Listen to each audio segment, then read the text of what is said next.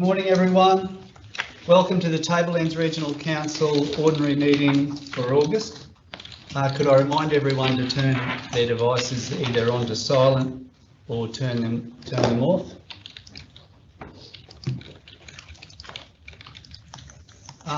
Apologies. We do have apologies today from the Deputy Mayor, Councillor Bilney, who's on leave. Do we have any other apologies?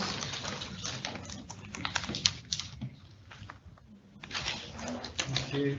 Could I ask everyone to be upstanding, please? I'd like to acknowledge the traditional owners of the land that we meet on today and pay respects to elders past, present and emerging. We'll now observe a minute's silence as a mark of respect for the members of our community who have recently passed. We wish their family and friends peace and comfort during this challenging time.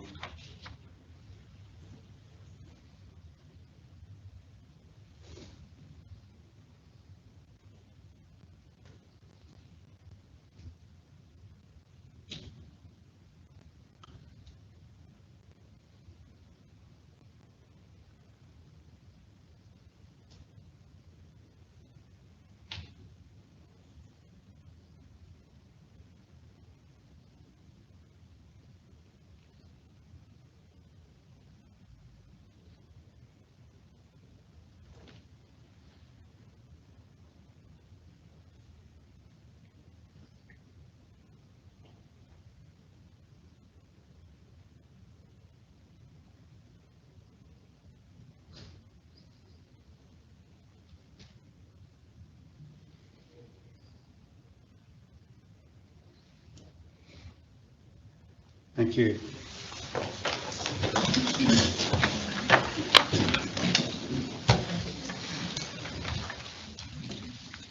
Item 6, councillors. Declarations of any interest by councillors or senior council officers. Through the Chair. Councillor Spanos. I would like to advise that I have a prescribed conflict of interest, item number 17.8, capital revenue TTRC 2025-21, commercial vehicles. I'm currently employed by the Cole Motor Group.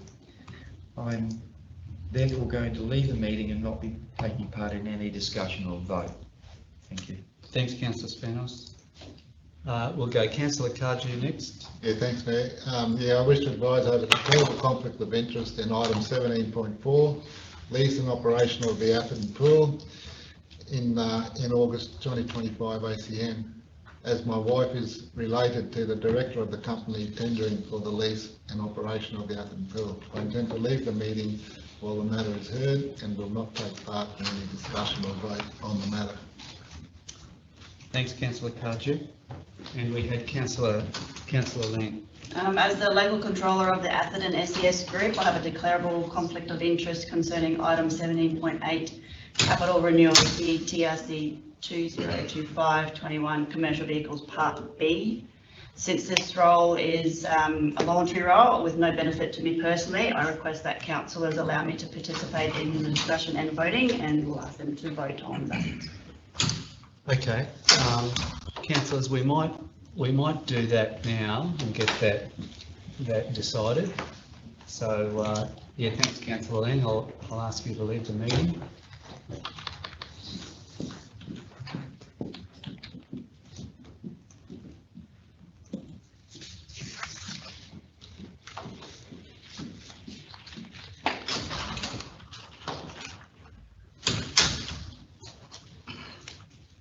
Councillors, Councillor Lang is asking us to decide whether she should participate in the discussion and the vote for the 17.8, and Councillor Lang also sought some advice which I think has been shared with councillors this morning.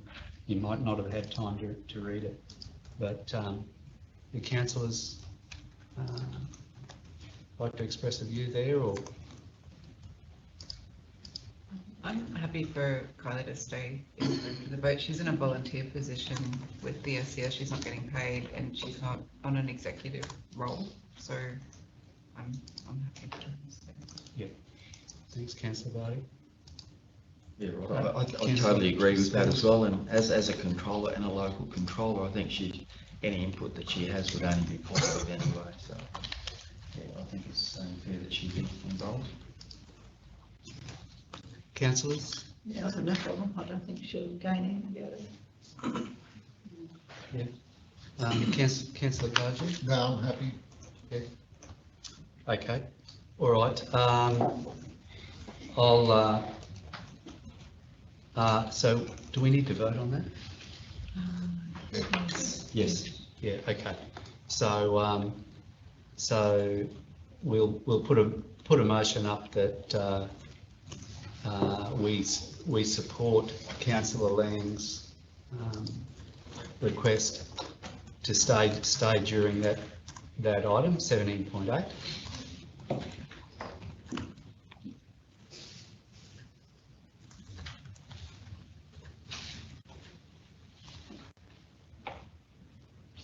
But I think we need to include the vote there as well.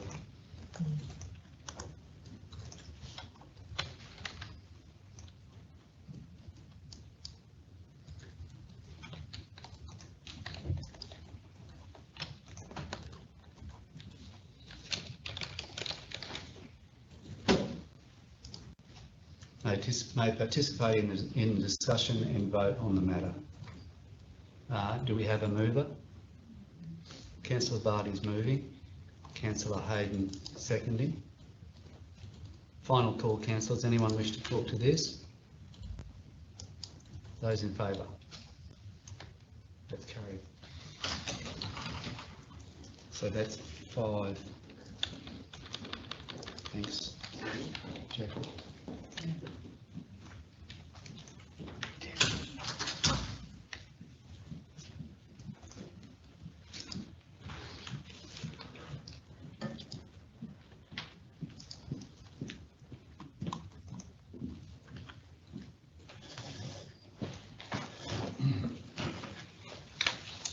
Okay, councillors, that brings us to item 7, confirmation of the minutes. So the first minutes we'll confirm are the ordinary meeting of 24 July.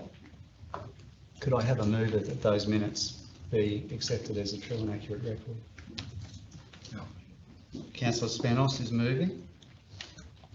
And a seconder. Councillor Vardy. Those in favour? Carried. That's 6.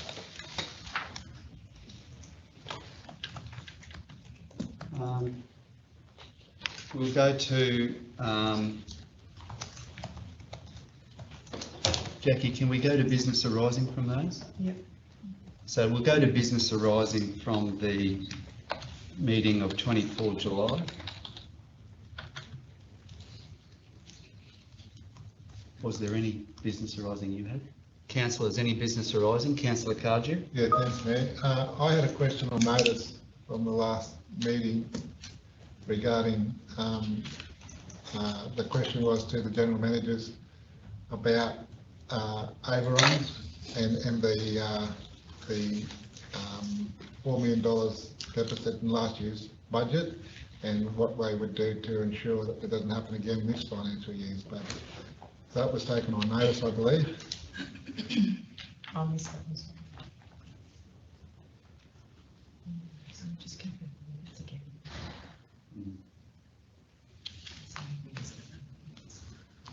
Yeah, so look, that wasn't recorded. And we'll just confirm the minutes, unless we do it, we take it on notice now Yeah, and treat it as a. yeah. Can we take it on notice now, Councillor Cardew? And Yeah, because we've already confirmed the minutes, so we'll be back in the position we were last month. Yeah, take it on notice, yeah.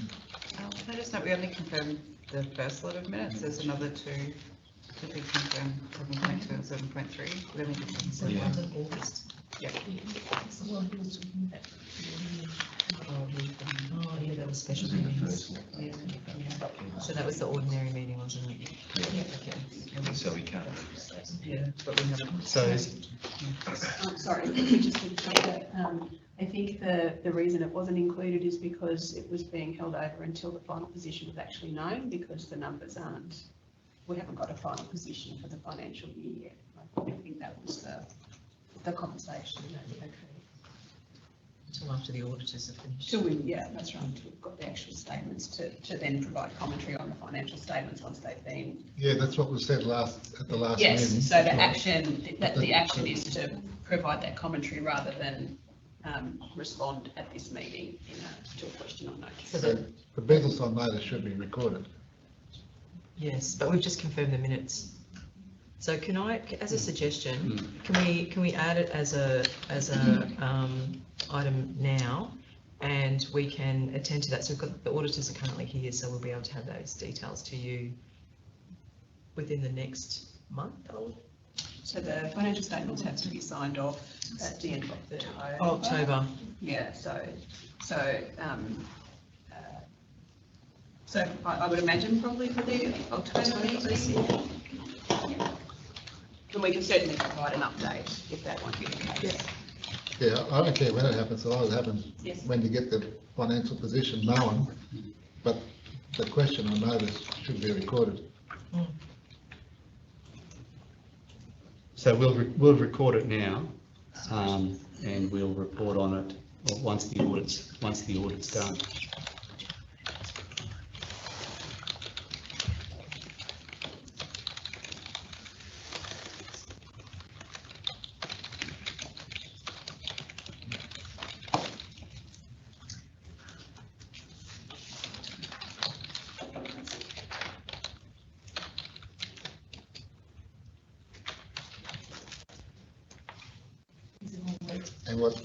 And what will be done, change in the future.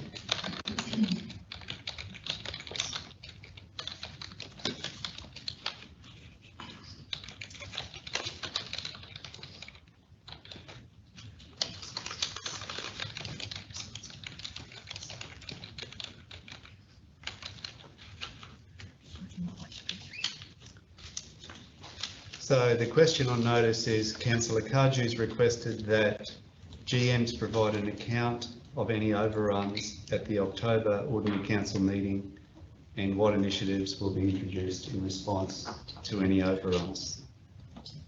Councillor Cardew? Yeah, that's okay.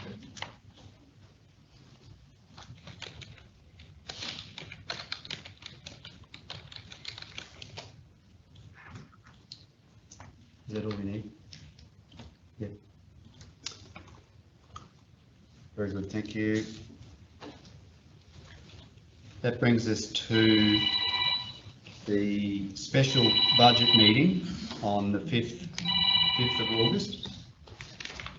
Do we have a mover that those minutes be accepted? Thanks, Councillor Vardy. Councillor Fennell, seconding. Those in favour? Carried. That's 6.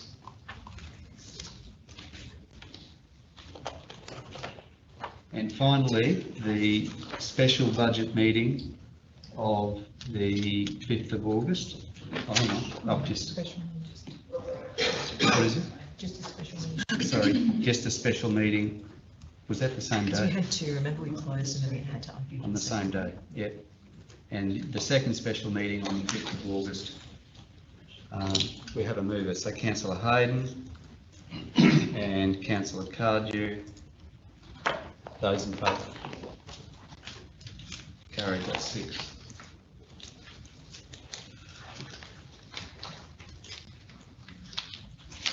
Thanks, councillors. Was any business arising from that second special meeting on the 5th of August? No, thank you.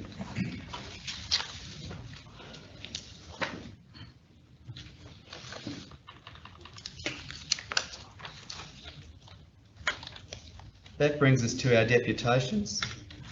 Could I ask Patrick Clifton to come up to the podium, up the front? Thanks, Patrick. This is regarding item 13.1, lot 20, SP 217226, Nye Street, Atherton, proposed RV park access request. Over to you, Patrick. Thank you. Morning, councillors, and thank you for the opportunity to speak with you today. I feel a bit imposing up here, but anyway, it's been some time since I spoke to Tablelands Regional Council. My clients have acquired land between Grove Street and Main Street, Atherton. It runs adjacent to the rail trail. It's currently unused, underutilised land, I should say. It's fully serviced. It's within close proximity to the town centre, and they're exploring the opportunity to put an RV park on there. We haven't yet done the detail of the application of the RV park, and today we're not asking council to support or otherwise an RV park. In order for us to advance the proposal for the RV park and prepare an application, we need to resolve access issues. At the moment, the access to the site is constrained to Grove Street and it's constrained to the Main Street end. There is a proposal to put a roundabout in at the Main Street end near the vets. We know it's been surveyed. We know that Main Roads have done a plan. Whether they've done the detailed engineering plans as yet is unknown, but we know that there's a proposal to do that, and that comes off the back of a residential development happening over near the footy club. Where we've got to is the best option for us at the present moment of time to gain access to that land is over part of the rail trail, or part of the railway, former railway land. This isn't part of the current rail trail, but I understand in the future it's intended to be used for the rail trail, and that makes sense. We need about 6 metres at the Main Street end and about 8 metres at the Grove Street end. It's only for a small portion. It's not all the way down the rail trail. In order to achieve that, the council's got a lease. We need to talk about how we can come to a licence arrangement under that lease. The council's got a local law that prohibits access for any vehicles on the rail trail. We need to talk about making an exception under the local law to achieve that. This isn't an unusual circumstance. The access to the BMX club and to the back of the Mitre 10 runs down the rail trail. So it coexists there quite comfortably, and a similar arrangement could happen on this bit. In order for us to advance the preparation of it, we need to achieve an application and submit one for council's consideration. We need landowners' consent. We can't get landowners' consent until we've got an agreement from council to get a licence, and then we can apply to the state government for landowners' consent to submit the application. At that point in time, council can have discussion about the merits of an RV park or not on that site. We will have to refer it to Main Roads because it's within 100 metres of the Tolga Road, and Main Street itself is a main road. So the access and the implications of safety around all that sort of stuff will be discussed then, but we can't even get to that point where we can talk about it until we can get the consent and we have an arrangement or an agreement in principle to consider access if an application is successful. So that's pretty much all we're asking for today is, can we, in order to advance the opportunity to explore using this underutilised land, bring RVs and tourists into town, close proximity, walking distance to the town centre, that sort of stuff, we need to get some sort of agreement to access across the rail trail. It's pretty simple for me, but it's really your decision, councillors. If there are any questions, I've pretty much done. Thanks, all right. Thank you.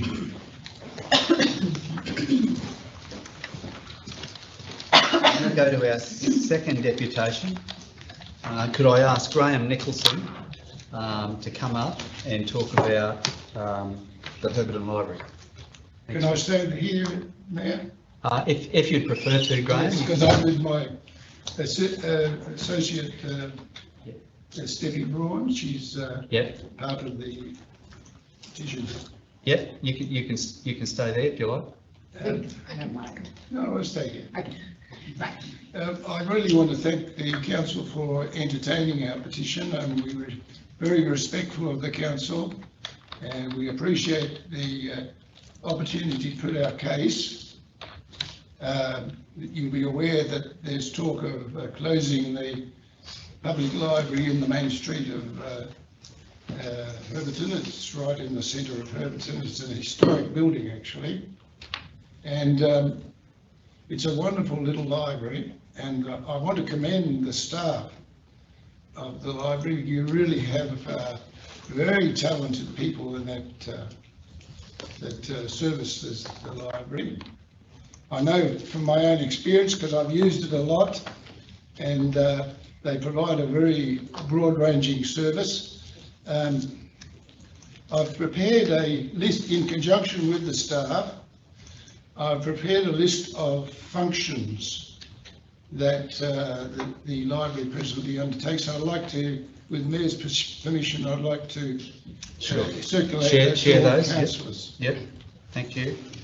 And Steffi will talk to that after my short address. We don't want to take too much of your time. We know you're very busy, and we respect your responsibilities to look after the budget. We're putting the case that this is a vital community asset, not just for a lending library, but a vital community asset that performs a wide range of functions. As to the petition, I have the petition here, which I've already shown to the Mayor.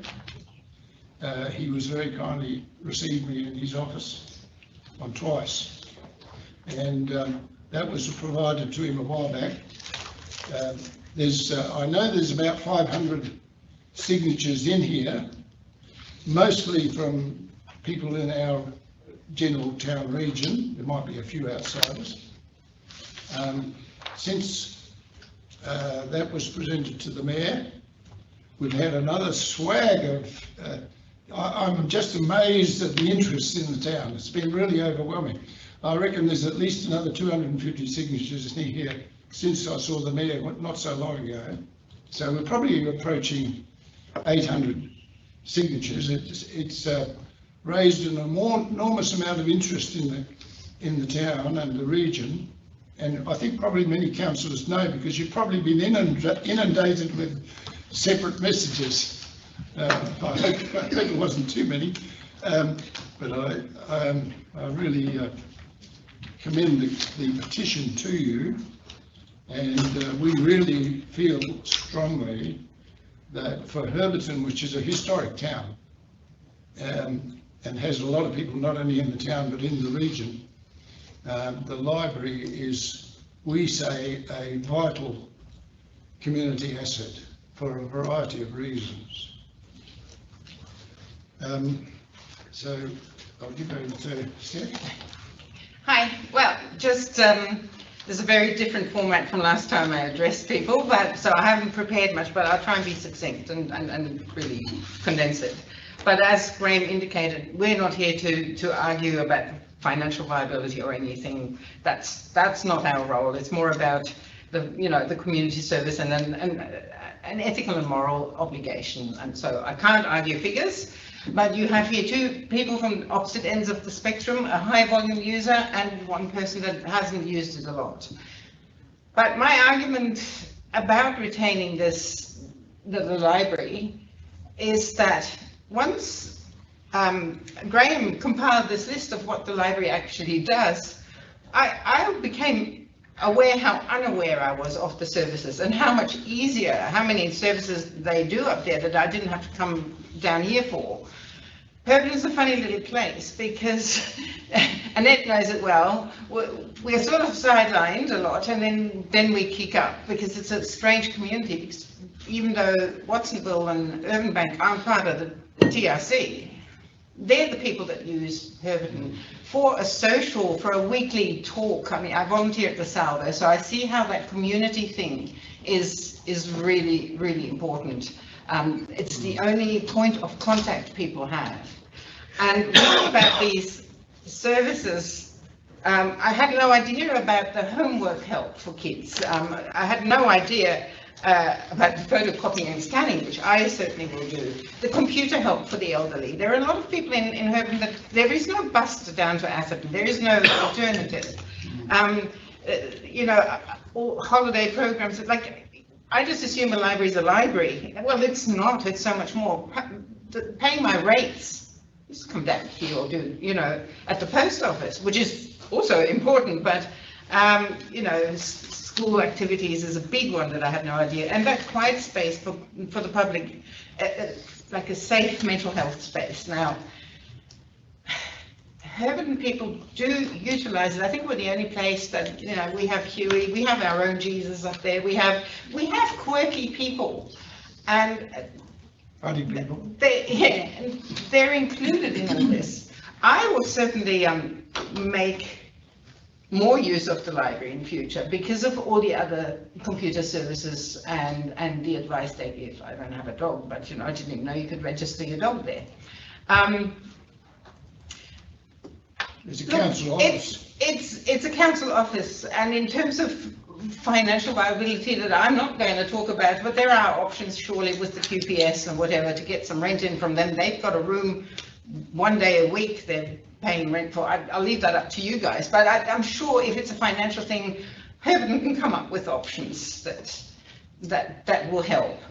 Where was I going with this? Just quickly, that the thing that stops me also is the opening hours and the inconsistency of it, not because of your staff, but I actually looked it up. Because the only time I know the library's open is if I physically drive past and see if the girls have put the flags out, which they do. Because how many of you have done the homework? Do you know when it's open? Atherton Library is really, really easy because it's consistent hours. It's like, you know, Herberton's got hours like one day it's 10 till 2, the next day it's 2 till 5, the next day it's closed, on the Saturday it's 12 till whatever. And then there's another day that it's closed. So it's not a regular time. So you can't get the mindset around it. It gets too hard. I'll just do it online, or I'll just drive down to Atherton while I do my shopping at IGA. That's okay for me, I've got a car. Whereas Atherton Library, same every day. I know you've got a different clientele and more people down here. But if you want to argue that the library isn't just for books, then that's a really valid point. It is that community. It's a community activity. Yeah, that people kind of need. And it's a big area. You might not have a lot of people, but there's all of Wandekla all the way up to the Kennedy Highway. And then you've got, like I said, you've got Watsonville, Irvine Bank. So on paper, our numbers are probably really small. If you look at statistics for Herberton itself, how many people live in Herberton now? You know, it was 800 when I moved there, it's a bit more now. But that doesn't take into account the others. So, you know, I respectfully, on a social and community kind of spirit, kind of respectfully ask, reconsider that. People are really quite upset that They're very upset.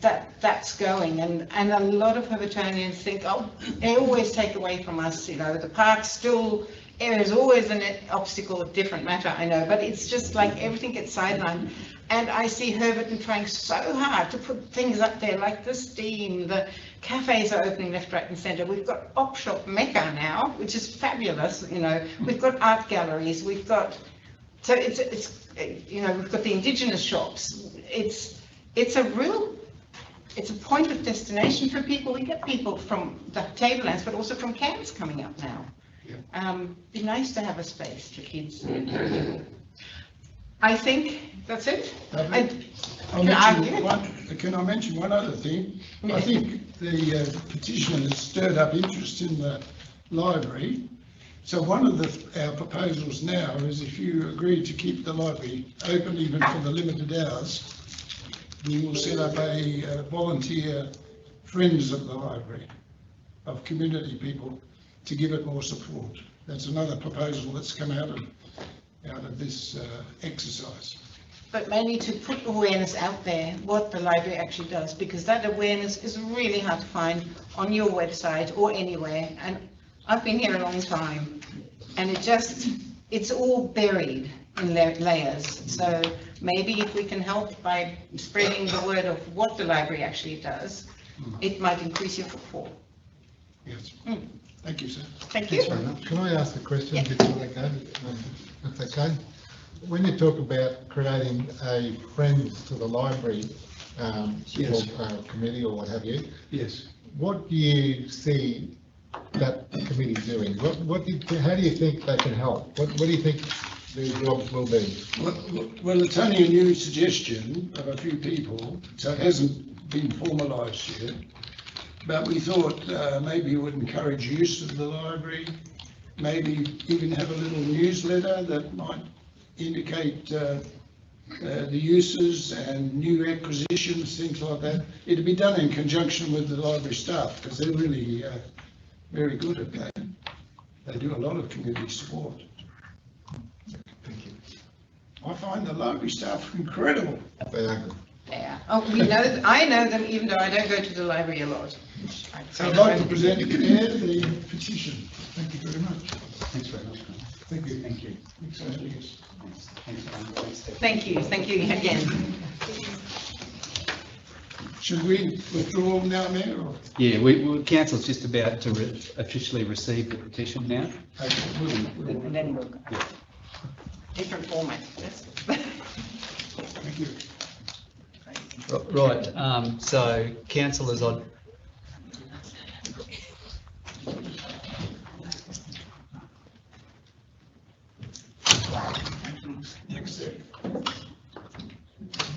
councillors, I'd like to move that we receive a petition from Graham Nicholson regarding the potential closure of the Herberton Library. Could we have and I've got the petition here, could we have a seconder?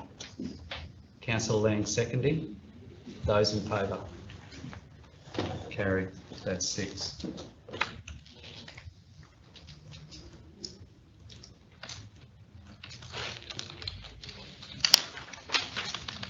Very good.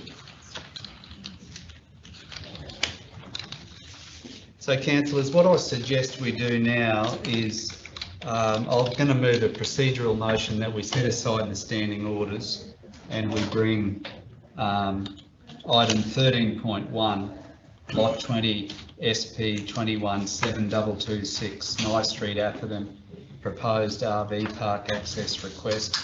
That we bring that forward, given that we had a deputation and the deputation visitors are still here. We'll deal with that first up. So I'm moving that as a procedural motion to set aside the standing orders to change that order. Can we have a vote on that? Those in favour? Carried. Thank you.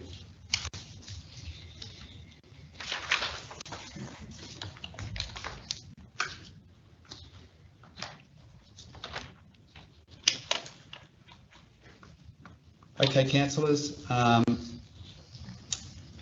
13.1, I won't read out the title again.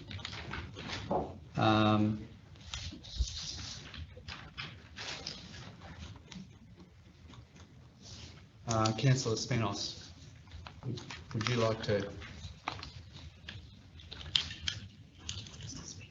Yeah, sorry, we might, who's going to speak to that?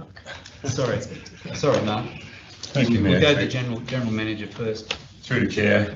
So obviously, in accordance with the deputation provided by Patrick Clifton earlier this morning, there is a council has been approached through a pre-lodgement application for a RV car park on lot 20 SP 217-226 Nye Street, Atherton. And part of the pre-lodgement request was to see if council would support providing access to that lot through the rail trail reserve that council has a sublease over with the Department of Transport and Main Roads. In the report, I have identified some steps that council would need to, some things that council would need to consider and steps that council would need to take if it was supportive of that request. And that includes that we need to resolve to either provide a license or a relevant tenure arrangement to the applicant, or that council would have to resolve to relinquish part of its lease, its sublease with DMR over that part of the rail trail reserve that would be needed to provide the access. And we would need to actually submit a request with the department for both of those, because both for us to provide a license, because the purpose of the use would probably not be consistent with the purpose as described in our sublease, would need to be approved by the department. And also, obviously, if we want to relinquish part of our sublease, that would also have to be approved by the department. The other part of it is that in our local laws currently, it is prescribed that there's no motorised vehicles allowed, except for accepted vehicles, which include our own maintenance vehicles, on the rail trail, which also applies to this part of the rail trail as well. So we need to change that in our subordinate local law. And also, I note that currently in the adopted Clovellands Regional Council cycling strategy, there's an action in there to look at ensuring that this part of the rail trail, which is currently not used as the recreational route, a rail trail route, that amendments are made to the intersection with Cornflakes Road, and further amendments made to that part of the rail trail to potentially include that in the actual official rail trail route in the future. So council would have to basically make a decision about that action in the cycling strategy as well. So in my report, I have not made a recommendation for any specific option. It's really up to council to make a consideration. There are a couple of options provided, including providing support, including which then specifies the steps to be taken by council, or to decline it. Yeah, I'm happy to answer any questions. Any questions for the General Manager? Yeah, Mark, through the chair. Mark, I have one question. Supporting this, could we still have the option where we could, the rail trail, at least that portion of the rail trail could still be given up to possibly run it through a different position in that RV proposed path? Could we still go ahead if they wanted to put a pathway in?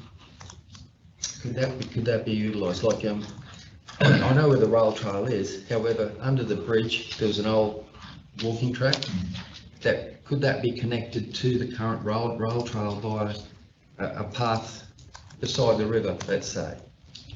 Could that be done and then give up that section of rail trail, because it's obviously the flattest part of the property? Is that something we could look at doing possibly? Is that something? Through the chair, I think there's a couple of components to that question. So first of all, we have a sublease over a rail trail that is valid up to 2046. Okay. It is state land. TMR has got a lease with the Department of Resources. Ultimately, what happens with the actual rail trail and what part of that rail trail would potentially be able to be provided to the developer is completely up to the state government. Okay. We have to tick it off though? We have to, if we were as a council of mind to potentially give up our interest in the rail trail, we could relinquish, we could decide to relinquish our interest in that part of the rail trail sublease that we have with TMR. It is then still fully up to TMR and the Department of Resources what they do with that land in the future. So council cannot guarantee to the developer that they would get access to any or all of that part of the rail trail to use as an RV park. My view, based on what I understand of the lease, is that potentially would not be consistent with what the purpose of the land is, and there's a potential that the state would not offer up all or any of that land to be used as an RV park. But again, that is what my current understanding of the lease conditions are, and the state, the minister is free to make any decision as they. But if the council were to, excuse me, if the council were to support it though,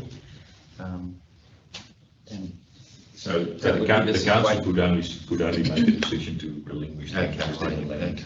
Any step after that would be completely out of our control, and I can't foreshadow if the minister would consider council's view on that, as to what the best use of that land is. They may, and I just can't guarantee it either way. The other component is, we haven't looked into detail if it's technically feasible to create a pathway along the creek. I know it's still early days. If it's fully up to council to decide if they would like to negotiate something along those lines. In my view, it would be prudent to first understand what the state's position is on any relinquishing any interest in the rail trail to them for us to make that decision. At the moment, the rail trail route is already catered for through the back of Woolies, past the school and on the other side. So it would be up to council to decide if they want to acquire another piece of freehold land along the creek and create a new asset there. That's something we haven't really considered or put in front of council. Or even if it's perhaps a developer would want to do it, because then if they use that original trail that runs under the bridge, that would give whoever is camping at the RV park traction to get across without crossing the bridge. There's an option of that as well, of course. If they wanted to put that in. If they wanted to put that in, I'm just thinking that, I'm just trying to work how we can make this happen. We're going to spend $100,000 this year on tourism. Excuse me, am I going on a bit? Yeah, so it's really just questions for the general manager at the moment. Sorry, mate, yeah. No. I just want to get my head around it, yeah. Yep. Councillor Kaji. Yeah, thanks, Mayor. Mark, if we were to relinquish our lease back to, that portion of the lease back to TMR, as we did with the Tolga Hotel, would we be required to change our local law then? Through the chair, so that's probably a legal question that we would need to seek some advice on, but my preliminary assessment of that is if it's no longer part of the rail trail that we manage, then that may not require a That's change. exactly why I'm asking, because that'll take one step, one bureaucratic step out of a process. So if I mean, I support this application. If we relinquish that portion of the lease to the state, then that's no longer under our control or the local law. But anyway, Just go to the CEO. Thank you, and it is a very good legal question. So to relinquish, we actually need the state to agree, but then ultimately the legal question would be whether local laws apply to a state-owned asset. But we can certainly look into that, because that's really what is the power of a local law and what jurisdiction does it have. So I would probably say no. It wouldn't apply to a state-owned asset, I otherwise. would say that too. Yeah. Because it's not local government control. Yeah, that's right. Yeah, so to take that one step out of the process. Yeah. So councillors, final call for questions. Councillor Hayden, did you say something? No. Okay, councillors, would a councillor like to move a motion? Councillor Kaji? Yeah, thanks, Mayor. I've got an alternative motion that I'd like to move, Mr. Mayor. Yep. I'll move that first, and then we'll talk to the report. No other motion's been moved, so Yeah. you can do that. So I want to move the alternative motion that's on the board, that council defer the decision until the September ordinary meeting of council, and be provided with a council information session on the matter prior to the next meeting. Thanks, councillor Kaji. Do we have a seconder? Councillor Spanos is seconding that motion. Councillor Kaji. Yeah, thanks, Mayor. Look, I support the application, either on Grove Street or the southern end up against the bridge there near the vets. Couple of things.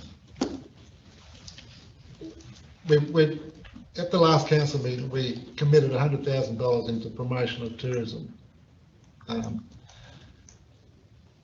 This is a tourist adventure that's going to put a tourist RV facility right up against our CBD, which I think would be a good thing for the CBD and the businesses of the CBD area.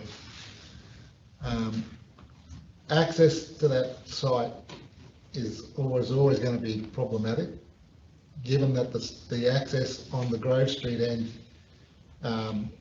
is straight up against a vertical bank into the Price Creek. So if you're going to access through the developer's property at that end, you'd be you'd have every greenie in the world jumping up and down because we'd be interfering with the bank of the creek. Access to from the other end at Golf Links Road end intersection, that intersection at the moment is already very problematic, as we all know. To get into the vets or that southern point of that property is easy enough. Getting out is horrid. And to get out, you've got to do a circular lap of the park that's there. And if you're towing a caravan and things, you've got overhanging trees, I would suggest it would be very difficult to do. And then you've got to come up a steep incline to actually get back onto the highway. So it's problematic. So while I support it, I think we really need to workshop this in an information session prior to the next council meeting, so that we can look at all these different options, look at the way we want to handle relinquishing some of the rail trail to allow access, look at what we need to do with our local law with regards to this. So, I mean, the first we knew about it was when we got the agenda the other day. So I don't think we've had enough time to really carefully consider what's in front of us and the best options moving forward. Like I said, I support the application. I think putting an RV park right smack bang next to the CBD will enhance the business opportunities of the CBD. But access is a problem on both ends. But I think the Grove Street end would probably be easier to achieve if we relinquish that small portion of the rail trail, very similar to what we did for the Tolga Hotel.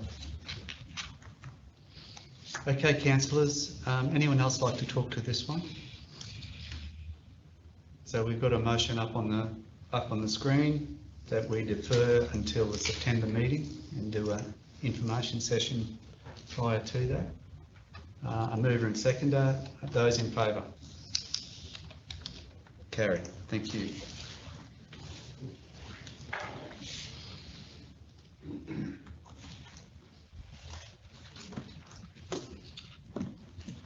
So councillors, we will now revert to our standing orders and the order of the meeting today, and that brings us to item 11.1, Chief Executive Officer, August 2025. Thank you very much, Mr. Mayor, and through the chair. I'm very pleased to present my report for August 2025 Ordinary Meeting of Council. Our second Agricultural Forum will be held next week on Wednesday at the Kirai Community Hall from 5 p.m. to 7 p.m. This forum is a key discussion will be about rates, and it will be an opportunity for Council for us to present our data which informed rates for all categories of ratepayers with specific reference to farming land. Council had the benefit of external expertise by way of Neil Castles in determining rates this year. Reporting to the Minister for Local Government, in August 2025, the Queensland Government appointed Neil to lead the Local Government Depreciation Task Force to tackle the challenges councils face to effectively and accurately manage growing depreciation costs. However, I'm very pleased to let councillors know that Neil will continue to work with TRC this year, although he's also very much in demand by the state government. The recruitment for the third General Manager will commence from next week. The General Manager placemaking will have responsibility for key strategic policy areas of TRC, including the Economic Development Strategy, the Tourism Strategy, the Planning Scheme, the Local Government Infrastructure Plan, and the Priority Infrastructure Area. Working with existing areas of TRC to leverage opportunities within policy direction and also driving economic priorities. The GM will also work with me on our prudent and ambitious program of development and or divestment of relevant TRC assets to ensure future sustainability for TRC and a strong and prosperous region. As councillors are aware, I'm committed to a greater level of transparency for the community regarding meetings that I convene at which councillors attend, such as councillor information sessions. Those agendas are now available online, so please, if anyone is interested, go to our website, click on the tab for council meetings and scroll down. Alternatively, if you enter the term councillor information session in our websites, on the search bar, you'll be able to find the link. As well, this month I've provided some project updates on some of our key projects, and more information can be found on our website. Thank you, and I'm happy to take any questions. Any questions, councillors? Can we have a movement for the CEO's report? Councillor Spanos moving and Councillor Vardy seconding. Thank you. Those in favour? Carried, that's 6.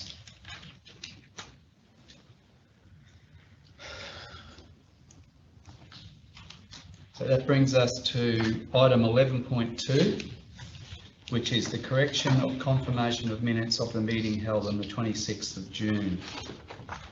So councillors, I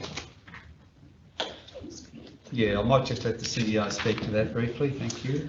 Thank you very much, Mr. Mayor, through the chair. At the ordinary meeting which was held on the 24th of July 2025, an error in the minutes regarding the June meeting was raised by a councillor. However, it was raised after the minutes of the previous meeting had been confirmed as a true and accurate record. As there's no ability to amend meeting minutes once confirmed, it's necessary to pass a new motion to identify the correction required and that this correction be published along with the incorrect minutes. Thank you, and I'm happy to take any questions. Any questions, councillors? Can we have a mover of the officer's recommendation for 11.2? Councillor Vardy's moving. Councillor Spanos. Those in favour? Carried. That's 6. Item 11.3, infrastructure charges resolution number 1 of 2025. Is Mark taking that? Sorry. I'll go to the CEO on that one. Thank you. Thank you very much, Mr. Mayor, and through the chair. So this report considers Council's current adopted infrastructure charges resolution of 2019. I'll just call it charges resolution because I will get tongue-tied as I speak to it. And its suitability in terms of the Planning Act 2016, including the capped charges regime. It takes into account Tableland Regional Council's financial position and the impact to ratepayers and utility fee payers of funding the gap between the maximum charge that can be levied as set by the state and the actual cost to council of delivering infrastructure charges, which is what I call an unfunded gap. This report also presents the draft charges resolution number 1 of 2025 for council's consideration. There are a number of deficiencies that have been corrected in this paper, and that includes that the existing adopted charges refers to the state planning regulation provision of 2012, which ceased to exist in 2016, and it also refers to other legislation that is now passed. This charges resolution will also seek to adopt the maximum charged by the state. There is still an unfunded gap between that charge and the ultimate cost to council and ratepayers and utility fee payers. I've just provided some examples here for councillors, and I'm happy to speak to those. 2 examples would be if we are doing a 1:49 lots in the Atherton area inside the PIA. The adopted charge under the current regime is $22,500 per unit, and that would bring an amount of infrastructure charges at $1.102 million. With this new resolution for those 49 lots, it would bring the unit charge to just over $36,000, and then the infrastructure charges that would be levied would be just over $1.796 million. So for council, it's a difference of $695,000, or for rate or utility payers, it's approximately $51 for each ratepayer, essentially. There would still be a gap between the $36,000 charged and the actual cost of that infrastructure to our ratepayers and our utility fee payers. Another example would be if there was a shop in Atherton with a gross floor area of 500 square metres and 1,000 square metres of impervious area, generally would be for storage. The current adopted charge for that would be $71,000. With this change, it would increase to $130,000, which would be a gap of just under $60,000, so $59,975. This would bring our charges in line with the maximum that can be charged. We can't actually charge for the real cost of delivering that infrastructure because the state legislation does not allow for us to charge beyond the cap. So introducing this charges resolution would make us consistent with what many councils are doing across Queensland, taking into account those large infrastructure costs that we'll be facing into the very near future. I'm happy to take any questions. Any questions, Councillor? Councillor Barty? Nicola, the example of the 49 lots, so what was the gap, sorry? So for that, so just say, for example, you bought a lot of land and you would have paid X for it. If you do submit an application to turn that to 49 lots, say you're doing a residential development, the current charge under the charges resolution would be 1.2 million. It would go up to 1.796 million. So the gap is $694,000. Oh, I'm sorry, I meant the gap, like what are we still, like what Oh, council still fund on? Yeah, yeah. sorry, that's what I. Sorry, in general for infill, it's around half the amount. So this gap would, if that was infill, the actual cost might be in excess of 1.2 million. For greenfield, it's generally 3 to 4 times higher. So that would probably be in the order of, a couple of $1 million generally for infrastructure. So you would ratepayers we're talking about. Yeah, well, we do. That's what we put in our capital works program and in our local government infrastructure plan. So that is funded by ratepayers, just like roads and parks. And then you also have it funded by our utility fee charges, for example, water, waste, those types of things. So ultimately the gap is paid for by other members of the community.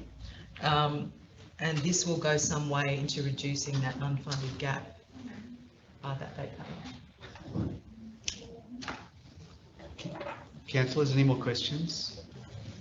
Councillor Spanos? Yeah, I'd like to support this motion. I just believe that we just ask our ratepayers for an increase of 7.9%, and we're not actually increasing. Without doing this, we won't be increasing infrastructure charges, which haven't moved for ages, and they're due to do that. I mean, people are wanting to come to this part of the world.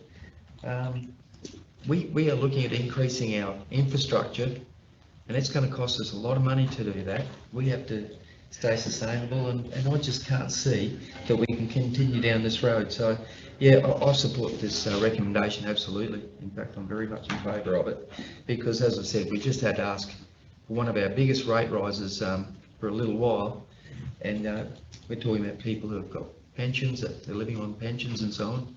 I believe this is only right. Thank you. Thanks, Councillor Spanos.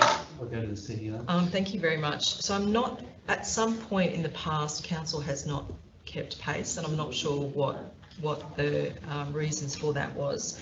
However, we are very much a destination of choice, and land values have risen very, very considerably. So similarly to rates, which will generally keep pace with land valuations. This is probably a charge that I'm not sure why it hasn't at least kept pace or increased for quite a period of time. So, well, we've got a Councillor Spanos is moving. Do we have a seconder? Mr. Mayor, I'd just like to make a note that we'll have a minor amendment to the officer's recommendation.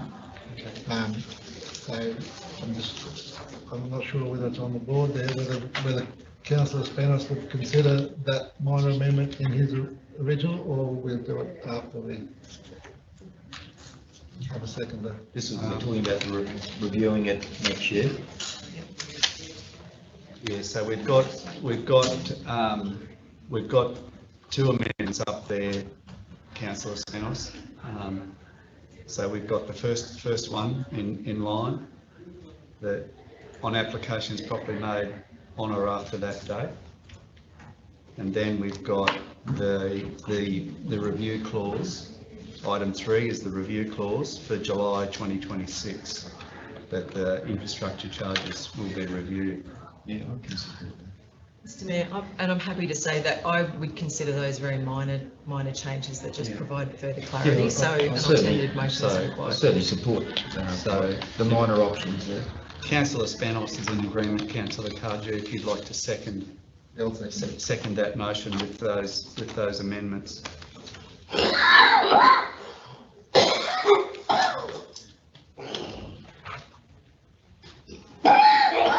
Thanks. Okay, councillors, we've got to move it. Oh, Councillor Hayden. Okay. With applications that are in already that probably hasn't been looked at, they don't get the increase. I'll go to the CEO on that. I'm happy to speak to that. So for much of the development that's already occurring, they would have received infrastructure charges notice at the time that they should have received their infrastructure charges at the time they received their development assessment. And this will not apply retrospectively to any properly made applications currently under assessment. So can I make Yes, my statement? Councillor. So supporting the increase in infrastructure charges is about fairness and sustainability. Growth should pay for growth, and new developments should contribute to the roads, water and services they rely on, not leaving existing ratepayers to cover the costs. With construction costs rising, higher charges to protect our budget, ensure quality infrastructure and keep rates fair for the whole community. Thanks, Councillor Hayden. Councillors, anyone else wish to talk to this? Councillor Cardew. Yeah, thanks, man. Look, I'll be honest with you, I'm very nervous about this. I'm going to support it, but only on the provisos that we reviewed in July next year. I'm nervous for a number of reasons. I understand that we need to increase our revenue across the board because of our financial situation with council and the need to renew our sewage treatment plants, our water treatment plants, especially in the Atherton area, and that's going to cost a lot of money. I understand all that. What concerns me is that, okay, if we put these infrastructure charges up, the developer's only going to pass that charge on to the consumer. Now, the consumer, in most cases, will be people from outside our region moving here because this is an attractive place to want to live and bring up a family. And those people coming in from outside, it's only expected that they pay whatever the going rate is. What concerns me is that we have a housing crisis here already. We have first homeowners, young people in our community, you know, who will be first homeowners in the very near future, and what this will do to them with the ability to be able to buy their first block of land and build their first home. Because like I said, the developer's going to pass this charge on to the consumer, and some of those consumers will be first home buyers, young people in our community. So I'm nervous about that. I understand that the other thing I'm nervous about is that are we cutting our nose off to spite our face? Because if we increase these infrastructure charges and then development slows, or because of it, what's it going to do to our rateable base? You know, I understand that by allowing or having subdivisions, promoting lots, that we will get a rates revenue from those generated lots. What concerns me is that if we put it up to the maximum and development slows, and it is slowing, as we've seen in the planning report last month, that development applications have slowed. So, you know, putting up this infrastructure charge, if that takes development away from our area, then those lots that we were expecting to be created to, one, take the pressure off the low housing stocks, and two, to try and increase our rate space, but we won't achieve it. So I'm nervous about it. I'm going to support it, but with that proviso in there to revisit it in July next year. One comment I had this morning from a developer was that you put taxes up, they never come down. Well, I'd like to think that in this particular case, that if it clearly demonstrates that we've done the wrong thing and we've severely hampered development in our area because of it, then that we would have the foresight to reduce it or bring it back after it's considered in July. So for those reasons, I will support it at this point in time, but be looking forward to the review in July next year. Thank you, Mayor. Thank you. I'll just go to the CEO. Oh, thank you, and thank you for those concerns. And certainly, this is not a tax. Someone has to pay for the cost of the infrastructure. Significant burden is borne by the ratepayer and those who use utilities. So this is reducing the portion of burden borne by them.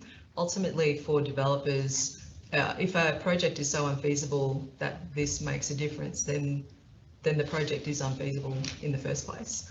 And for developers, if they're passing on the full increase, it's a matter for them what level of profit that they do want to make from a development. But for us, this is a lifestyle destination of choice that is reflected in the values of the land, and those values have increased considerably just in the last few years. So for a developer, if you bought land 5 years ago and you're now subdividing it into many, many lots and then selling that off, there will already be a significant profit there. So it's really around who should bear the burden of all of the additional infrastructure. And I think for our ratepayers, and we've seen that with this increase in rates, if there had have been incremental increases over time, we would be in a much better financial position moving into the challenges that we now face with the infrastructure. But it's good to actually look at it again in July 2026. So in general, where the state lifts the cap, they tend to do it in July. So when we come back to that July meeting next year, we'll have a better understanding of what the state has lifted the cap to, and then we'll have a better understanding of development. Most of the development, it's not in that social and affordable housing development that we do with the state, and we already have incentives policies. And we tend to use incentives policies to get the outcome council wants, for example, medium density, or policies to reduce infrastructure charges for those who are actually providing affordable and social housing. Oh, I should say, I'm bringing those policies back to you next month to review because they're about to expire. That's the incentive policy. Yeah, there's a couple of incentive policies about to expire. Because that was another thing that was raised with me this morning. Yeah, Councillor Kaji, yeah. Thanks, councillors. Anyone else like to talk on this one? Yeah, look, I'll put my 2 bobs worth in. It's really important that we do this reset. We've got enormous commitments in front of us with our infrastructure, and they've got to start happening right away. So it's really important that we do the reset now. It would have been better if it was done sooner, but it hasn't been. But we need to do the reset now, and we shouldn't forget that our most important responsibility is the responsibility to our ratepayers, and this is minimising the amount of money that they're subsidising new developments. It actually minimises it as much as we can. Ratepayers are still supporting, even if this is approved, ratepayers are still supporting developments, but we've minimised it, so that's a really good thing. Final call, councillors. I'd just like to echo your statements there, Rod, I really do. There's a lot of people hurting out there. Yeah. And I think it's very important that we help out where we can. Yeah, thank you. Is this a question, Councillor Kaji? Just a comment, Mayor. Going on what you just said, like the burden on ratepayers, and this is going to take away the need for those, or to reduce what the every ratepayer pays. I just want to know how are we going to ensure that happens, because at the moment we've just put our rates up 7.5%, plus took away the early payment period, which took our rates up to over 10%.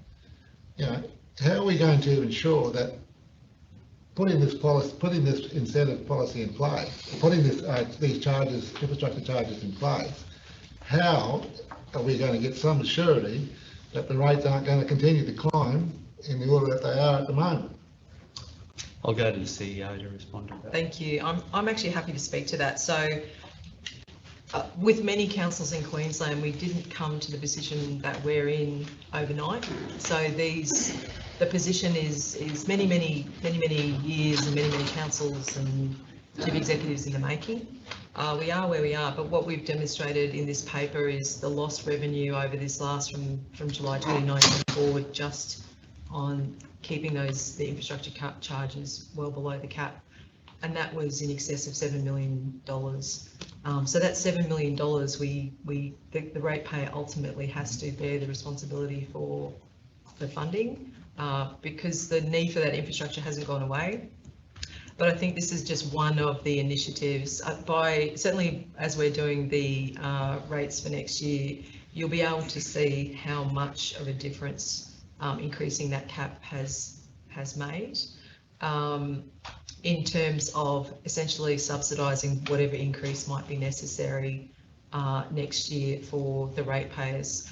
I've sort of made it clear since I've arrived. I think we've got probably two difficult rating periods to get through, and then we will have set the path for sustainability. So this will be a very difficult year, but we will be making sure keeping councillors across. And when you see that number at the end of this financial year, you'll know that that number is a number that we have not had to find through a portion of a rate increase.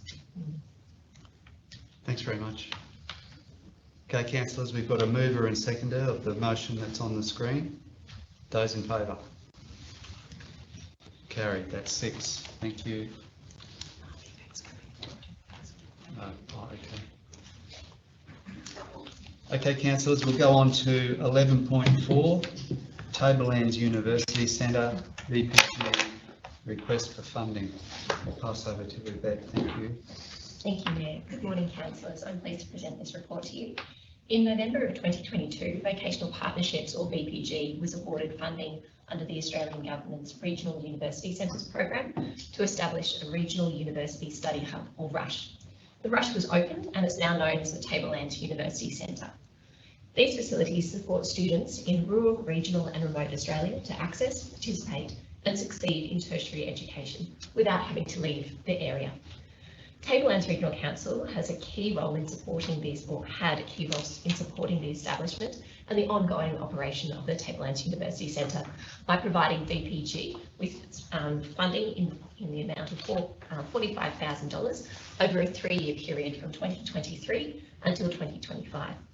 VPG has recently been successful in receiving further funding from the federal government and is seeking further ongoing financial support from TRC in the sum of $20,000 each year for a period of 3 years. Thank you. Thanks very much. Any questions for Yvette?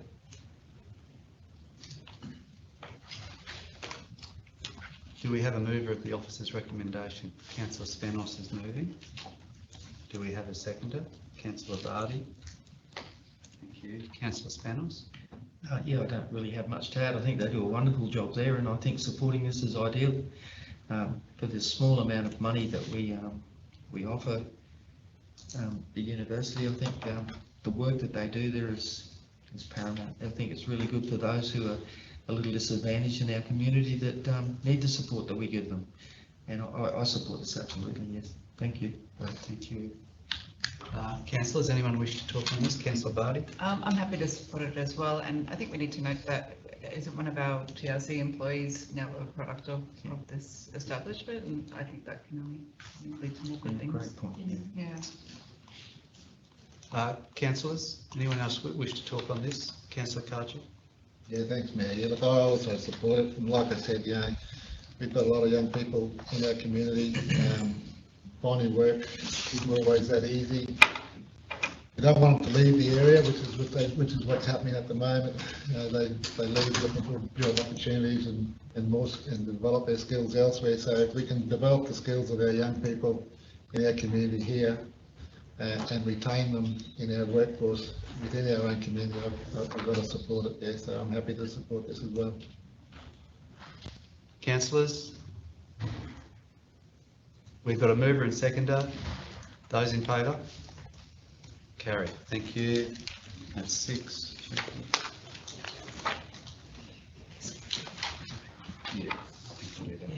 We'll do one more item, councillors, then we'll have a break.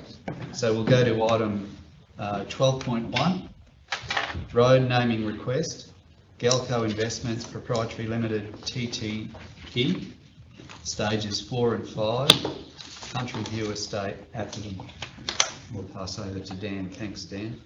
Thank you, Mr. Mayor. This report relates to a road naming request by Galco Investments, who are in the process of finalising the development of stages 4, 5 and 6 of Country View Residential Estate in Atherton.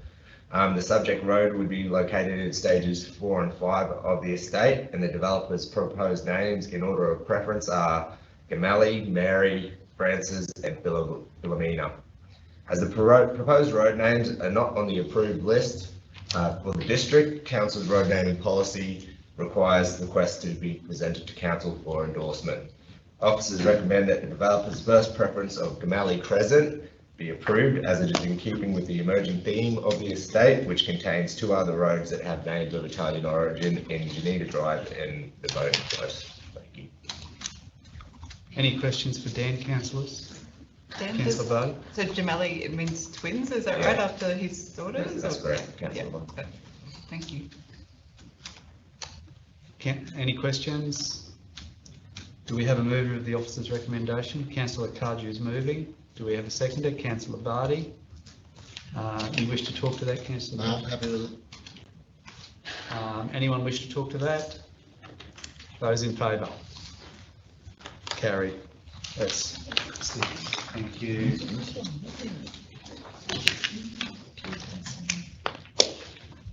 Okay, councillors, we'll take a break. Let's come back just after half past, please. Okay, everyone, we'll get back onto our agenda. The next item is 13.2, consent to revocation of part of lot 340 on NR 7779. I'll hand over to Shane to talk to that one. Thank you, Mr. Mayor. Through the chair, councillors, the Department of Education has made application to the Department of Natural Resources and Mines to acquire part of Jack May Park, Malanda, which is a reserve designated for recreation purposes. This application is for inclusion with their adjoining freehold lot being the Malanda State School. The original application was made by the Department of Education to allow for the expansion of the play area for the students.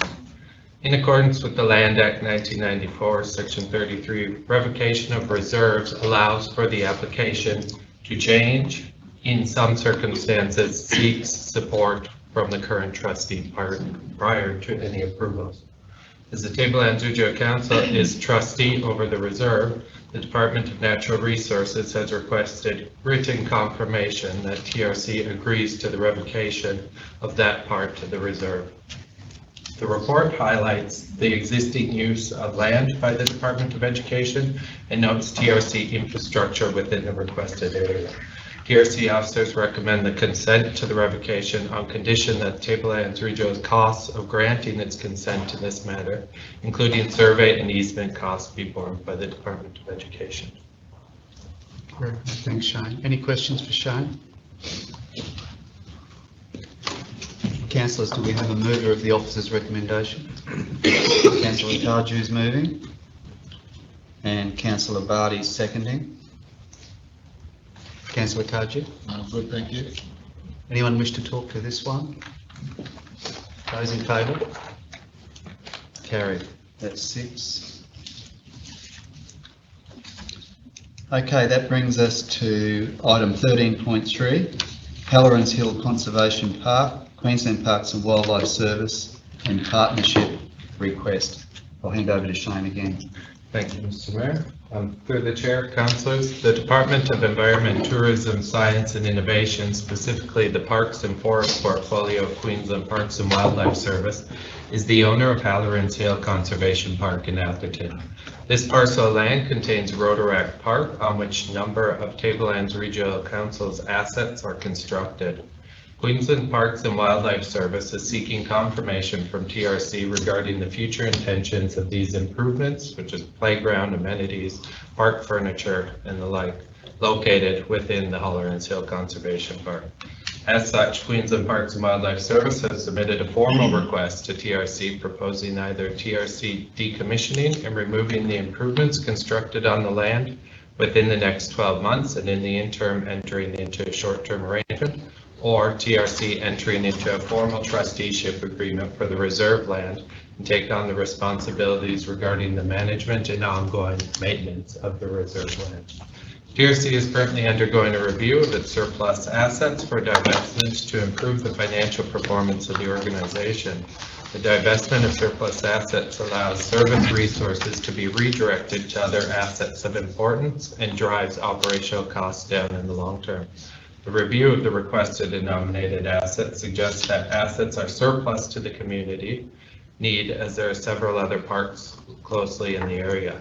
There is low utilization due to ongoing vandalism and antisocial behavior, and there is no associated historical significance, and the rationalization has the potential to reduce pressures on the parks and gardens maintenance delivery. In addition to the improvements on state's land, during the review, TRC officers have noted that the old Parks and Gardens depot located on the adjacent land is surplus to needs and provides an opportunity for rationalization as per the current review. It's TRC officers' recommendation for council to resolve in favor of Queensland Parks and Wildlife's option number 1 for TRC decommissioning and removing the improvements constructed on the land. The decommissioning of the assets will involve repurposing the playground equipment and furniture, subject to the removed condition being safe and compliant, and the remaining assets to be removed via demolition to the landfill. In addition, TRC officers also recommend the disposal of council assets on the adjacent lot and submit an application to relinquish the land back to the state. This recommended divestment has the potential to reduce costs for renewal, maintenance, and operation of the underperforming asset. Thanks very much. Any questions for Shane? Just one question. That nursery that was there, that's on the state's land as well, is that correct? Through the chair, so that's on the adjacent lot, and that's a reserve, so we're trustees of that reserve. Okay. So the proposal for the fourth recommendation is to dispose of the assets on that lot, which is the H infrastructure, the depot and the nursery, and then relinquish that lot back to the state. Okay, right, yeah. Yep. Any more questions for Shane? Do we have a mover of the officer's recommendation? Councillor Cardew is moving. Councillor Spanos. Councillor Cardew. Well, happy to move the recommendation. I thought it was a bit cheeky of the state to impose this on us, but getting rid of those assets and relinquishing everything back to the state sits well with me, and it also sits well with our vision to decommission obsolete assets and try and reduce our maintenance activities across the board. So, I think it's a good option. Councillors, anyone else like to talk to this? We'll go Councillor Hayden, then Councillor Spanos. Huh? So on page 140, 162,000, where do we get that money from for disposal and of these facilities? Yeah, thanks, Sean. Through the chair, so in the budget proposal, it's proposed to not increase the budget at this time and to continue to monitor and look to reduce services if time, and if at time during a budget review, we could present back if there is a requirement, but there's no proposed budget increase. Councillors? We've got a mover and seconder. Those in favour? Carried. That's 6. Thank you. 13.4, TRC Aerodromes, new lease development. Yours again, Shane. Thank you. Thank you, Mr. Mayor. Through the chair, councillors, the Table Lands Regional Council provides a variety of services to the community. One of the services provided is regional aerodromes. The aerodromes are utilized by the Royal Flying Doctor Service, commercial and recreational purposes. At the 28 November 2024 Ordinary Council meeting, Council resolved that TRC officers undertake engagement with the following stakeholders: aerodrome lessees, aerodrome users, adjacent property owners, and broader community to collect information identifying the needs of the community for Atherton Aerodrome new hangar developments. Develop a project plan that draws from the engagement and include the development of new hangars and negotiation of Wandekla lease in the 2025-26 capital and operational plan for council deliberation. Subsequent to that resolution, the following actions have taken place to fulfill the resolution. Aerodrome Community Engagement Group formed as per the resolution. A detailed engagement survey completed by the group to inform the 25-26 capital and operational budget and project plan as per resolution. June 2025 TRC budget adopted to support the development of the new hangar leases for Atherton. July 2025 update to the group on the next steps, and the August 2025 councillor information session providing councillors with the outcomes of the engagement process. This report is presented to council with the recommendation to proceed with the projects as per the adopted operational plan items in council's November 2024 resolution. Very good, thank you. Questions for Shane? Do we have a mover of the officer's recommendation? Councillor Cardew's moving, Councillor Spanos seconding. Councillor Cardew? I'm happy with this one. Thanks, me. Anyone else like to talk to this one? Those in favour? Carried, thank you. 6. 13.5, Capital Projects Monthly Report, July 2025. I'll pass over to Christy for this one. Thank you, Mr. Mayor, and through the chair. This report consists of an overview of the council's capital project performance against the approved budget for the period of July only in the new financial year of 25-26, and also highlights the current status of individual projects within the 25-26 capital works program. This report is for council to receive and note, and through the chair I'm happy to take any questions that councillors may have. Councillor Barty? Yeah, Christy, so I know it's the end of the financial year and the changeover, but those sort of like 24 odd projects that sort of disappeared from last month to this month, I sort of feel like I'd like to see that they're finalised. I'd like to have that information presented as part of the report. So the one, I know you said that none of them incurred any financial costs in this financial year, but if they are finalised, shouldn't they still show in that finalised section? Through the chair, we're still yet to finalise the 24-25 program. Yep. So once that gets finalised through finance, then I'll be able to bring that back to council. So when you say you'll bring it back, will it, like the projects will be listed? Is that what you mean? Okay. Yep, for all of last financial year. All of last financial year. Okay. Yep. Kind of like a changing of guards, I suppose. And the ones that aren't finalised, like the animal quarantine station, that's at 40%. What happens to projects like that? They've been deferred to future years. To future years. It's not showing in that deferred section. Will that be in that other report that you're talking about as well? That's correct. Okay. Councillors, any more questions?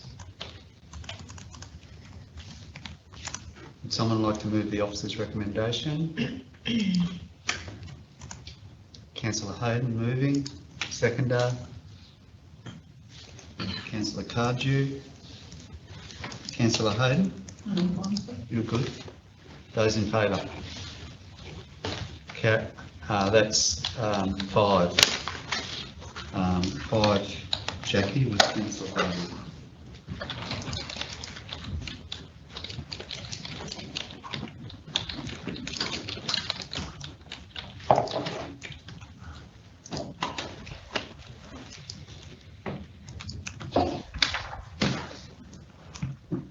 That brings us to Community and Corporate Services, item 14.1, Financial Report July 2025.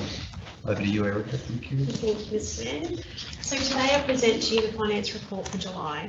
For the first month of the financial year, operating revenue is lower than forecast. This is primarily due to a change in payment patterns this year compared to last year for the financial assistance grant. I had phased the budget to align with last year's payment patterns. This year's a little bit different, but we're still expecting to receive those funds, just in different timeframes throughout the year. Operating expenses are under budget for the first month and are being monitored closely to ensure variances remain minimal. Our local and council endorsed spend remains strong within the new financial year, with purchases reflecting 93% of payments made for the month. Under the officer's second recommendation, I present 3 specialised suppliers this month to be recognised on our sole specialised supplier listing. KIWA Compass Assurance Services is currently the external auditor that provided third-party certification for our quality and environmental management system. This certification requires compliance and surveillance up until August 2027, when the process then commences again for recertification. So during this time period, since KIWA Compass Assurance Services completed this certification, they are best placed to complete these surveillance works for the coming time. I also have listed Murano and Trinity as local fuel suppliers. They are regularly used to supply bulk fuel to our depot Bowsers. Over a 12-month period, fuel purchases do become sizable. However, a fixed price contract for this type of purchase is not suitable because the price varies significantly from day to day. Therefore, ensuring compliance with our procurement policy of local preference and the addition of these suppliers to the specialised supplier list is also recommended. For officers' third recommendation, a fee of $110 plus GST is proposed for the purchase of wheelie bins from council. This wasn't included in our fees and charges listing, but we'd like to add this fee now. From the 1st of September. Wheelie bins can still be purchased from other suppliers, but can now also be sold by council. So this concludes a brief summary of the finance report for this month, and I am happy to take questions. Thank you, councillors. Councillor Barty. Erica, just the wheelie bin, if somebody does need a wheelie bin, where do they collect it from? Like, what's the process? So currently our supplier that does the wheelie bin collections, or the waste collections each week, they can actually deliver wheelie bins on site as well. They have fuel compartments that hold new bins and can deliver on site. So somebody would just come into customer service and we order one? We can arrange both of those and as it well. would be delivered. Can they physically pick it up somewhere themselves, or no? It's always get a person physically pick it up somewhere themselves, or does it have to be? I'm sure that we could arrange collection. Yeah, okay. Yeah. Case by case. Any more questions for Erica?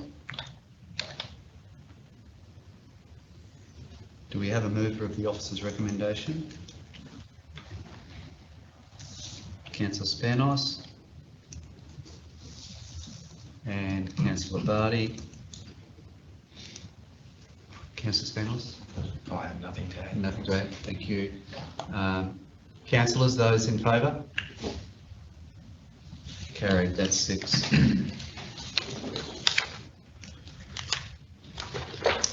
Okay, that brings us to 14.2, 2025/26 first budget review.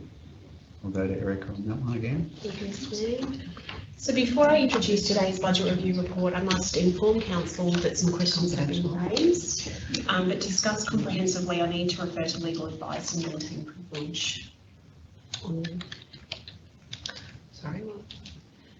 Sorry, so I need to refer to legal advice and maintain privilege on this matter. So therefore I request that the Mayor move to close this meeting under regulation section 254J, subsection E of the Local Court Regulation 2012. So I think what we'll do, councillors, we've got a fairly significant confidential segment today. So we'll move a procedural motion. Or that it goes into confidential and then move it to the confidential section. Okay. Yeah, so it's not actually a procedural motion.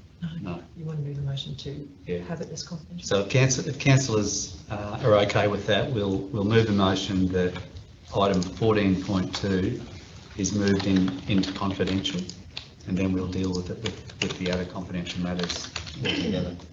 So I'm happy to move that. And that's on the basis, so we'll just read that out, that the meeting be closed to the public under regulation 254 subsection, 254J, on the basis at subsection E that legal advice obtained by the local government and legal proceedings involving the local government, including, for example, legal proceedings that may be taken by or against the local government.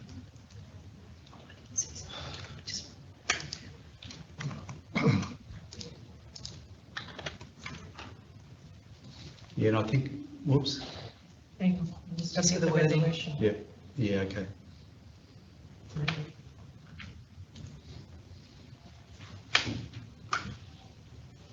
No, maybe not.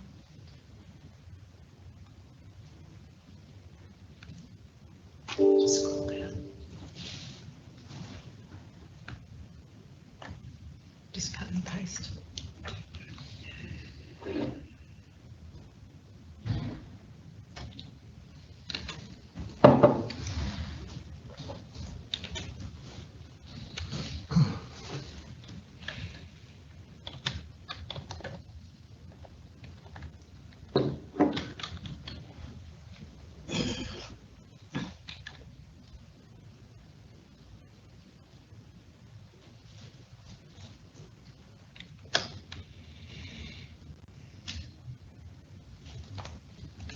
Can we add to this motion Yeah, that it be moved to our confidential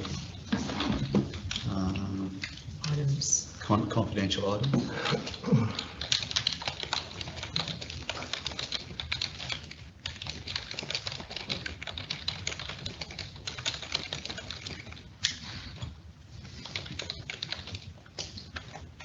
Is that? Yeah, and maybe just following on there, Jackie, you can say, in order that the meeting be closed under regulation, yeah, in order that the meeting close under the regulation, yeah. Yeah. You could just put 2.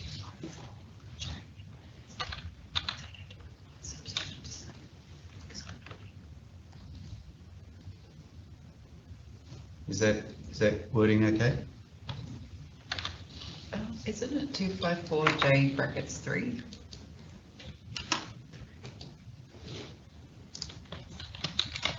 Okay, yeah. And it should be 2012, not 2021. Sorry. Thank you. Well done, Councillor Barty. We'll have that discussion. You look at it.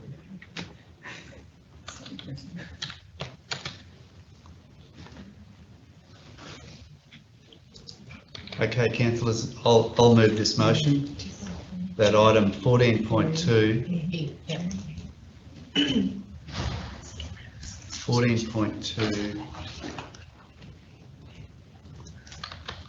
Did you want to write the name, Jackie, or Yeah, you will? Yeah, okay. I will. I'll add that in if Okay. that's right. Okay, that item 14.2 is moved to be considered in the confidential section of the agenda in order that the meeting close under regulation 254J 3E of the Local Government Regulation 2012. So I'm happy to move that. Do we have a seconder? Councillor Lang is seconding that. Those in favour? Carried, that's 5, with Councillor Cardew against.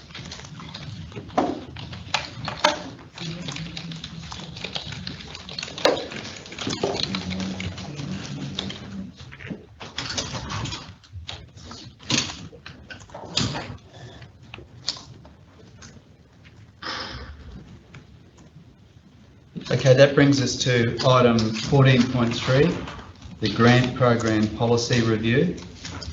And I'll hand over to Megan. Thank you. Thanks, Mr. Mayor. Through the chair.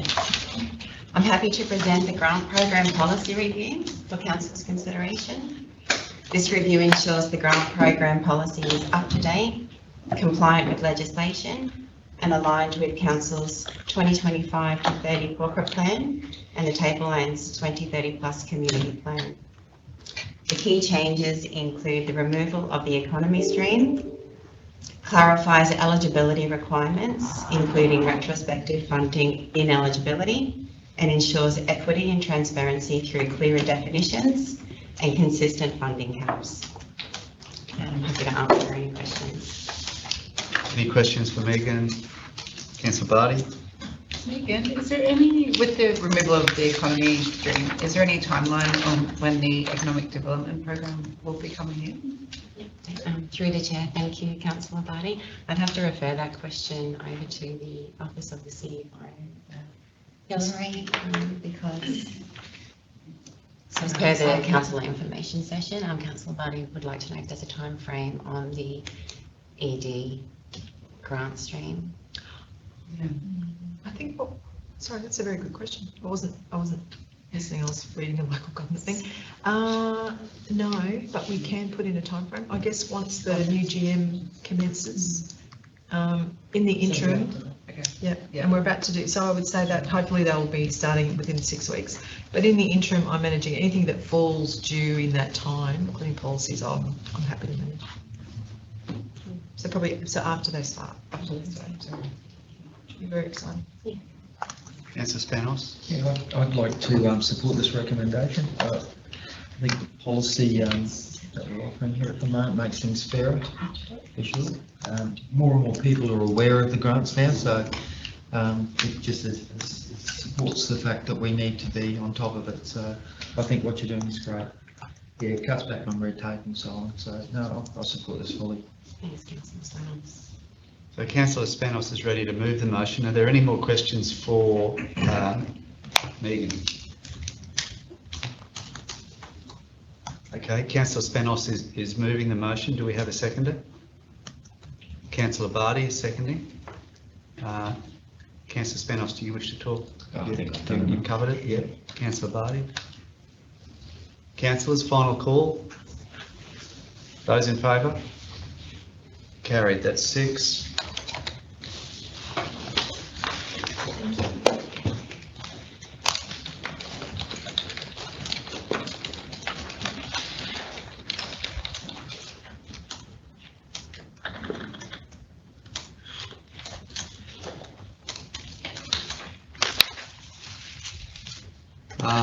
Item 16, business without notice. Yeah, Councillor Barty. Yeah, over to you, Councillor Barty. Briefly talk about it. Last week, myself and 2 officers attended the Reef Guardian Council Conference in Rockhampton, which brought together 17 of the 21 Queensland councils that are involved in the program. It was a valuable opportunity to connect with colleagues, share ideas, and reflect on the common challenges and opportunities we face across our regions in supporting the health of the Great Barrier Reef. The discussions reinforced the importance of collaboration and the significant role that local government plays in delivering on-ground outcomes for the reef. We all know our patch best. A real highlight of the conference was a presentation by Christine Wolfe, who showcased the Tableland Regional Council's riparian restoration on private land project. Christine also featured in a powerful video which was filmed on site here on the Tablelands, highlighting the collaborative work with landholders and the Marmoo Rangers to achieve positive environmental outcomes. The footage generated strong interest from across the group and demonstrated the strength of local partnerships. Christine has done an exceptional job in not only managing these projects, but also communicating their value. There is strong hope that the federal government will continue to support this important work with funding for more projects into the future. Thanks very much, Councillor Barty. Were you wanting to move the motion, or you just wanted to share? I just wanted to talk about it. Yeah, it was really good. Yeah, it's great. Chance to hear. Yeah, it was great. Isn't It was amazing. It was tears. Was it? It was tears, yeah. Very good. Thanks, Councillor Barty. It's good to hear Yeah, that. it was great. It was really good. That you attended that, and TRC had a profile there. It's really good. Yeah. Do we have any more business without notice? Councillor Kaji? Yeah, thanks, Mayor. This just relates into the previous motion, 14.2, where you didn't give us the opportunity to talk to that motion. You put the motion to the vote straight away. I'm happy to speak with this one. So any, To the one to go into confidential. yeah, so some concerns were raised before today's meeting, but to discuss those concerns, because there's legal advice in relation to one of the matters that will be the subject of discussion, it's best to go into confidential, and then councillors can ask whatever they like without waiving privilege.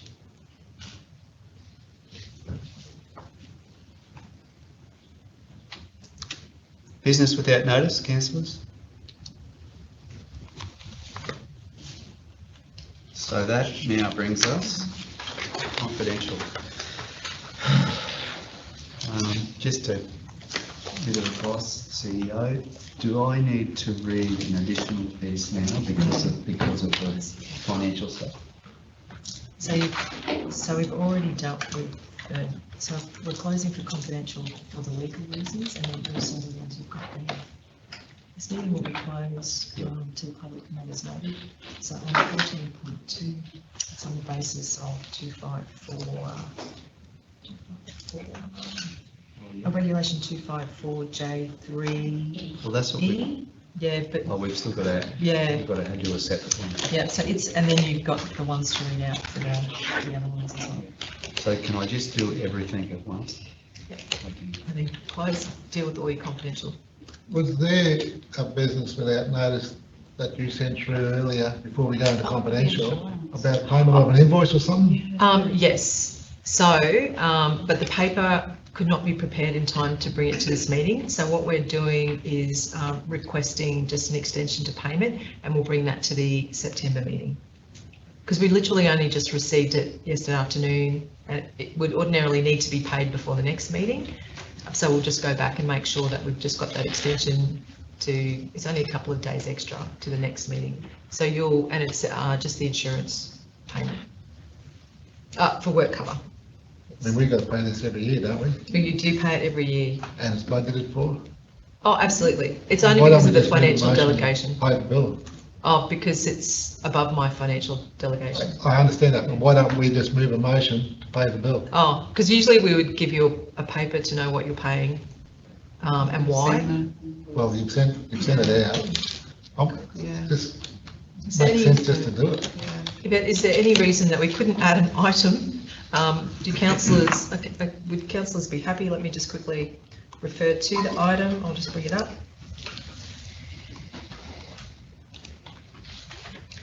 I'll speak to this one.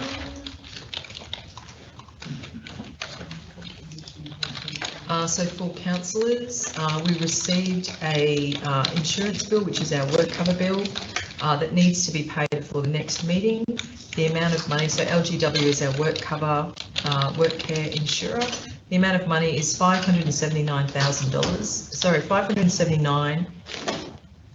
$579 and $63.56. There you go. $579,063.56. And it's required to be paid by the, I think it's the 20.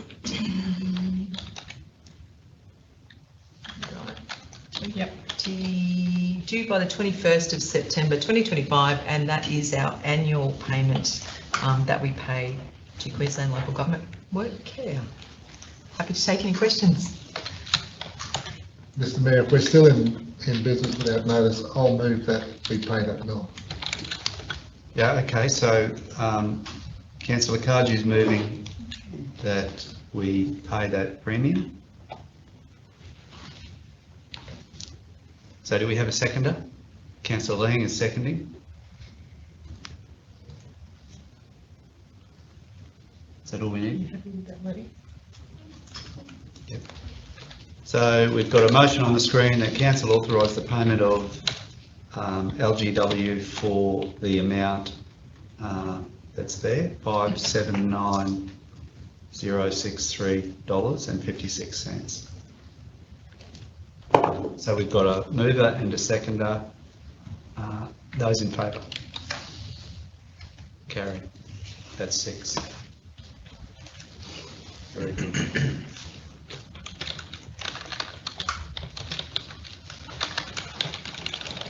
It's actually a tricky one to say because there's no hundred. $579,063. I know, well, it's $579,063 and whatever cents, which is it. We needed 100 in there because it's much easier to say. Not that we want to be charged an extra amount. No. That looks like a big enough figure. It's a big enough figure. Yeah. Just hang on, councillors, I'll just check. So what I'm going to do, I'm just going to add that in there. Yep. But then I also need to list here 14.2. Yep. So what I would is say, if you're going to close the meetings for 14.2 and and we're also going to close for these things on this basis. Yes. And I just read all that. Yeah. Yeah. And then the reasons. Yeah. All right, councillors, I'm just going to read the reasons for going into confidential. That in accordance with section 254J3 and 254J3E, which relates to 14.2 of the Local Government Regulation 2012, the meeting will close as part of the meeting to the public for the reasons and matters noted.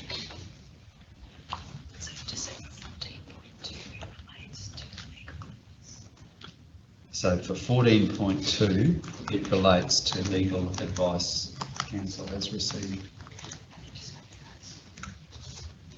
And then in addition to that, there is D, rating concessions, 17.1, concession request, property number 26778, 17.2, concession request, property number 40924. Then item G, negotiations relating to a commercial matter involving the local government for which a public discussion would be likely to prejudice the interests of the local government. 17.3, sole supplier request, FGF Development Springmount Waste Facility. 17.4, TTRC 2025-12, lease and operations of the Atherton Municipal Pool. 17.5, TTRC 2025-23, Wurrura Road Bridge Replacement Tender. 17.6, T00234 2025-26, Gravel Resheeting Program. 17.7, Capital Renewal TTRC 2025-20 backhoe. 17.8, Capital Renewal TTRC 2025-21 commercial vehicles. 17.9, Capital Renewal TTRC 2025-22 crew cab tippers. 17.10, Contract FNQ 055 FNQ Rock Regional Collection and Beneficial Reuse of Biosolids. 17.11, FNQ Rock Regional Sewer Reline 25-26 update.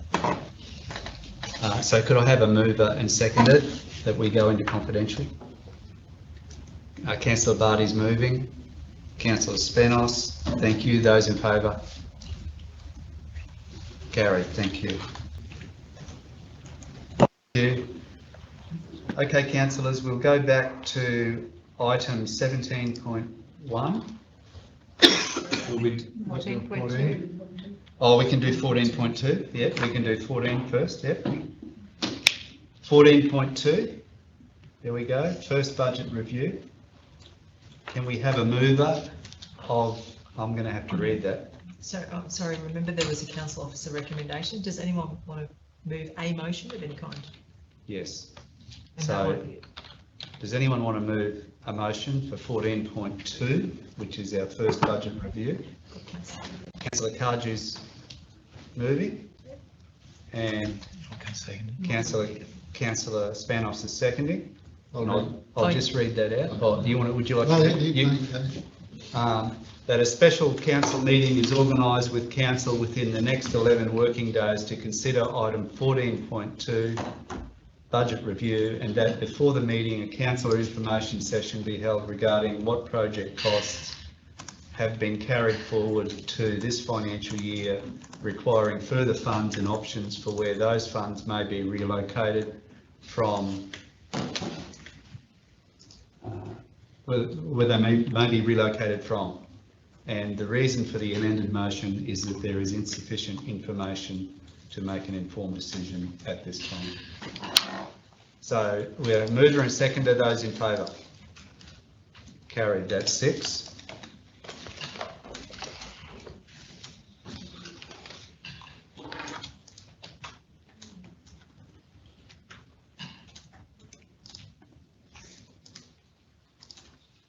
Okay, so that brings us back to 17.1, concession request, property number 26778. So do I have a councillor who would like to move a motion?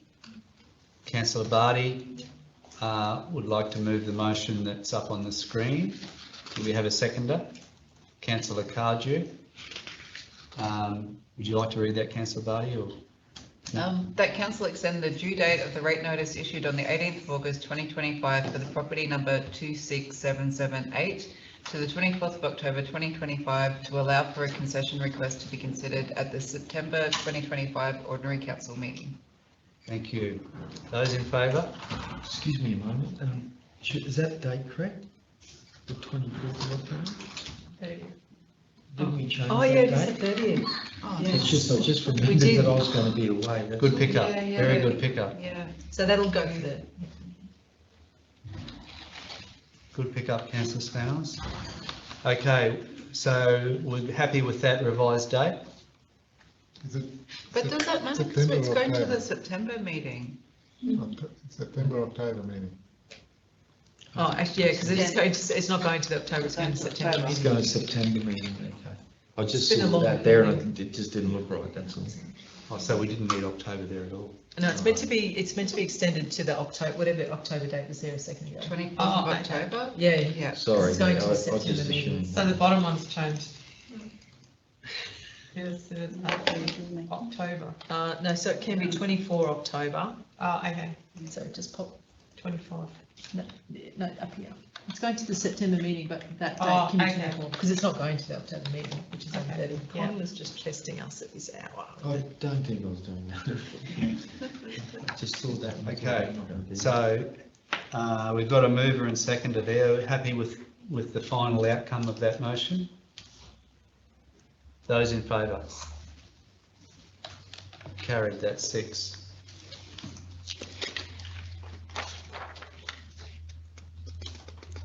And the mover and seconder there was, That was me. Yeah. And Kev. yeah, gotcha, thank you. All right, That's correct, yeah. 17.3. Isn't it? 17.2 first. Oh, sorry. 17.2, concession request, property number 40924.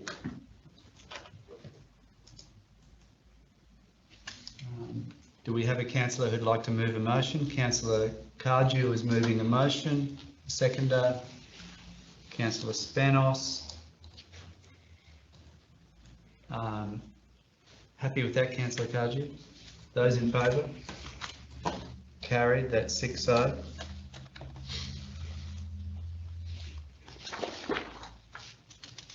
Okay, 17.3, sole supplier request, FGF Development, Springmount Waste Facility.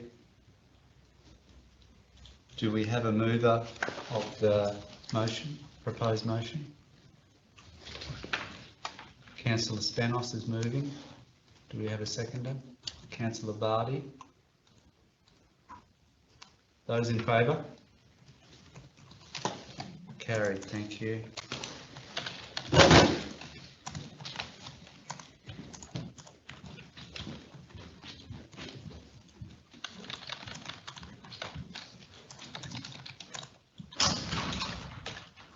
Item 17.4, TRC 2025-12, lease and operation of the Atherton Municipal Pool. Do we have a mover of the officer's recommendation? Councillor Barty's moving and Councillor Lang seconding. Those in favour? Carried, that's 5.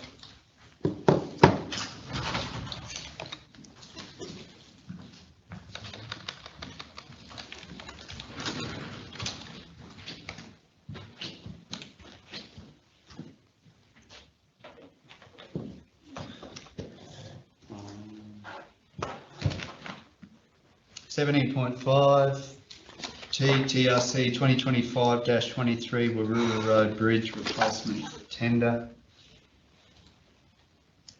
Do we have a councillor who would like to move a motion? Councillor Cardew is moving the motion. A seconder, Councillor Lang.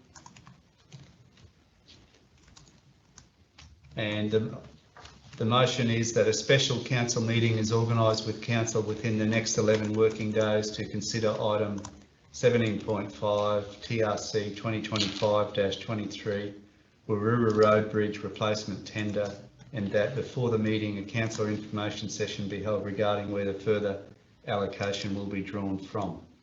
The amendment is for the reason that there is insufficient information. Those in favour? Carried, that's 6.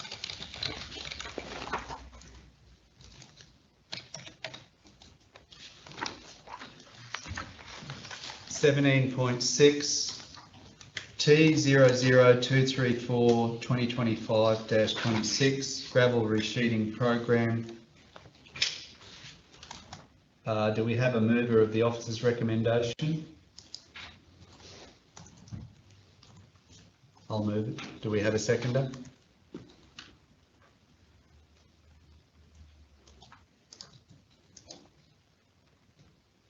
No. Do we have a second, an alternative? I have an alternative. Councillor Cardew. Thanks, Mayor.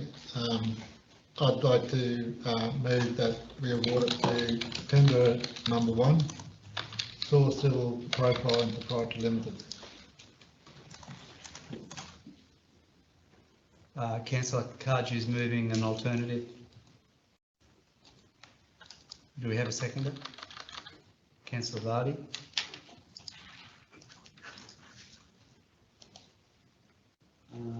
You'll just need to state your reasons, Councillor Cardew. State my reasons. Yeah. Because it's not the The reason is that they're the cheapest tender.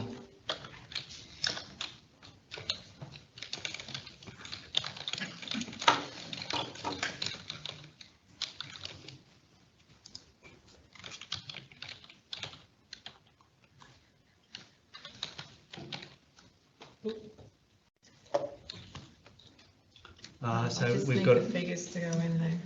What was the forward figures, Mark? I was calculating them now.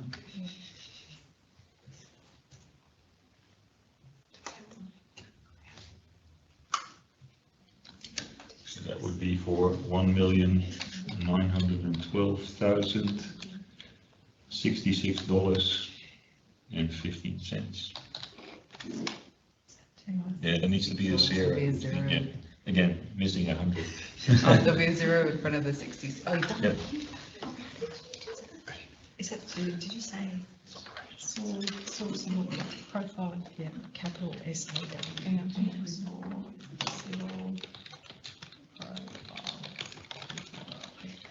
Can we just check those? I think that's what we proposed. And are you happy with those numbers, Mark? Yep. The numbers are correct. Okay, we've got a mover and seconder. Those in favour? That's 5-1, thanks. That's me.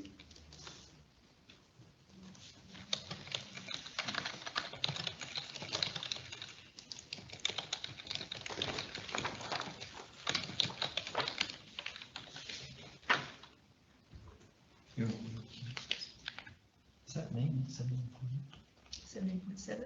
Yeah, 17.7. Capital Renewal TRC 2025-20 VACO.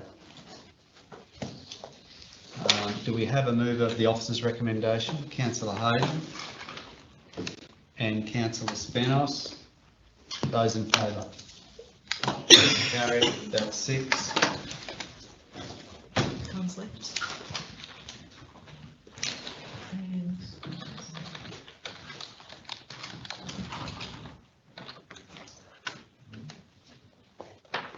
17.8, Capital Renewal TRC 2025-21 Commercial Vehicles. Do we have a mover of the officer's recommendation? Councillor Cardew and Councillor Hayden. Those in favour? Carried, that's 5.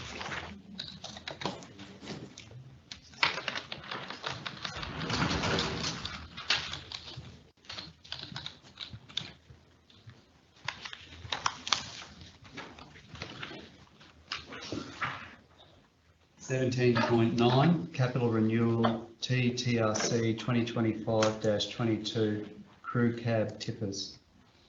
Do we have a mover of the officer's recommendation? Councillor Barty's moving and Councillor Spanos. Those in favour? Carried, that's 6.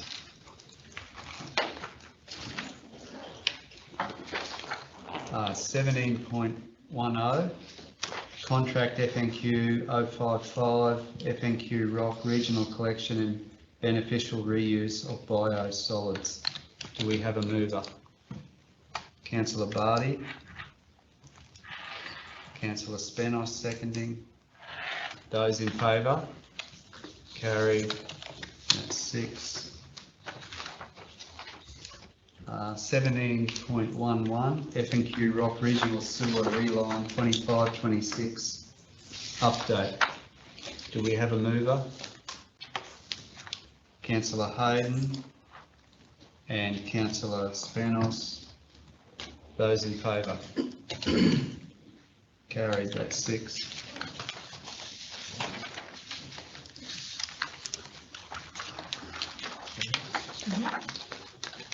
Okay, councillors, we're done for today. Our next meeting will be in a couple of weeks. Special meeting. Meeting closed.